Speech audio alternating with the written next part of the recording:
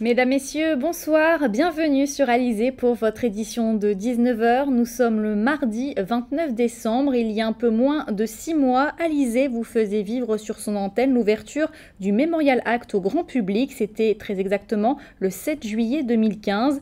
L'occasion pour nous ce soir de faire un bilan sur la fréquentation touristique du Memorial Act installé sur l'ancien site de l'usine d'Arboussier. Le reportage de Patrick Curie et de Anne-Elisabeth Artsen. 6 mois après son ouverture, le Memorial Act séduit toujours autant le public. Le bilan est donc très positif, selon le président de l'édifice. Le Memorial Act a dépassé les 70 000 visiteurs. C'est un très beau résultat. Nous sommes très heureux. On voit bien que ça y est, le Memorial Act a pris sa place dans le paysage guadeloupéen. Les visiteurs sont nombreux, tant les touristes que les résidents de la Guadeloupe. Vous avez pu le voir, vous pouvez le voir aujourd'hui. Nous sommes dans la saison touristique, donc on voit bien l'intérêt pour les touristes de venir visiter le lieu et leur émotion quand ils en sortent, mais aussi des Guadeloupéens qui continuent d'être fidèles à nos rendez-vous. Écoutez, en ce moment, depuis que les vacances ont recommencé, nous en sommes à peu près à 600-700 personnes par jour. Comme aujourd'hui, je pense qu'on va atteindre les 600 visiteurs.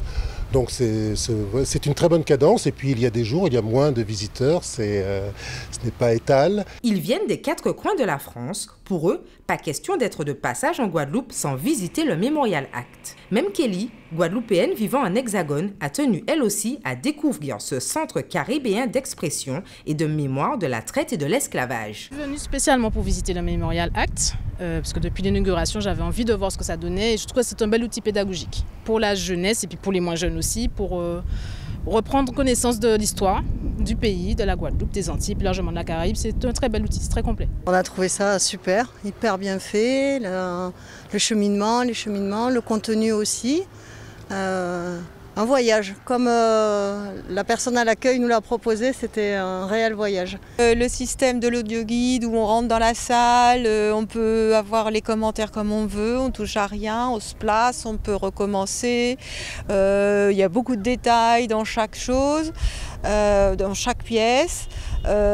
C'est vrai qu'au départ, on était en train de dire est-ce qu'on peut avoir une visite guidée, et puis on nous a dit vous verrez, l'audio guide est bien complet, et c'est vrai. Le musée dans sa globalité, je trouvais qu'il y avait c'était une très belle remise en perspective de l'esclavage avant, maintenant, pendant et après, donc c'est-à-dire maintenant.